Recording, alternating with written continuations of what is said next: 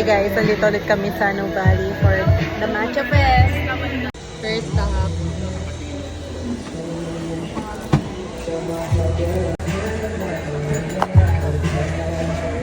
Guys, ito yung sea salt. What do you call this? Sea salt mochi matcha. Next stop is this one. Pinaka-cream matcha. Anything else? Anong order mo? Anong pangalan? Hindi kayo over. Diyan yan si Sir. Si Rob na lang yung wala. Bumalik kami dito.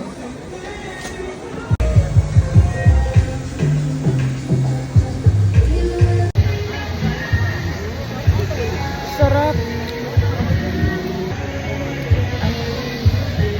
Ano? Sarap. Chicken. Oh my God, ang sarap. Oh my God, ang sarap. Nahalo mo na yan? Baka yung milk yung nalalasahan ko Yung milk lang. Sabi ko na yun. Kaya lasang outside. Nag-ano na siya, nag-water down na siya. Pero masarap. Malobot na ako. This is, yes po. This is 9/10 kung hindi nag-water down yung ice ko. Ito, Sobrang sarap. 10/10. Ano ulit? Ano yung pangalan nito? Parang Kinako. K something. Parang chicken.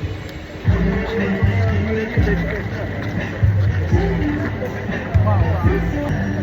Yung kulay brown na nilagay sa taas, yun yung nagpapabigay ng parang kakaibang lasa. What's your order?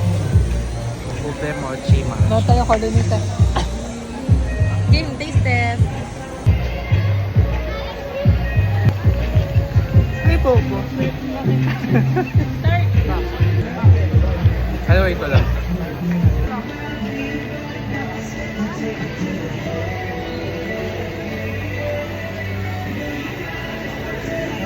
Sarap. Sarap. Oh my God. Oh my God.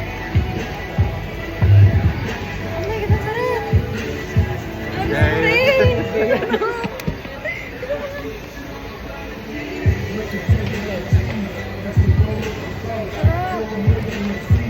Papaganon na.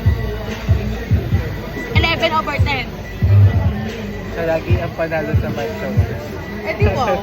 Nagkaroon kasi kami ng kung kaninong matcha yung mas masarap last time.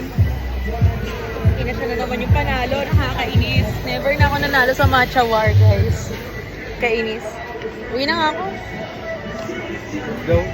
Kung i-rate ko lahat ng matcha na natikman ko ngayon. Ito yung number 1.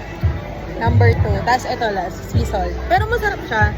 Pero feel ko, ang problem kasi nag-water down talaga yung akin. Kaya hindi ko nalasahan yung pagka-matcha niya. Yung hojita ni Terence. Huwag na natin pag-usapan yung hojicha ni Terence. Bakit? Yung in-order niya, hojicha na Spanish latte.